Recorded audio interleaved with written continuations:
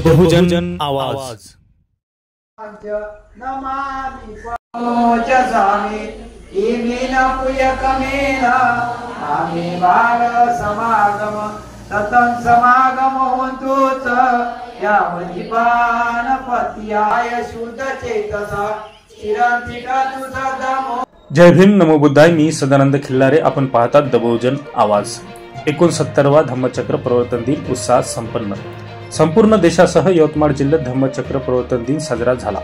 Doctor Babasaheb Ambedkar यांनी 1956 साली हिंदू धर्माचा त्याग करून लाखो अनुयायांसोबत नागपूरला अशोक विजयादशमीच्या दिवशी बौद्ध धर्माची दीक्षा घेतली। त्या दिवसाचे औचित्य साधून संपूर्ण देशात आज 69वा धम्मचक्र प्रवर्तन दिन साजरा करण्यात आला। आज सकाळपासूनच आपापल्या गावात, शहरात, विहारात बौद्ध अनुयायी, उपासक, उपासिका गर्दी करत होते। त्रिशरण, पंचशील व बुद्धवंदना घेत होते।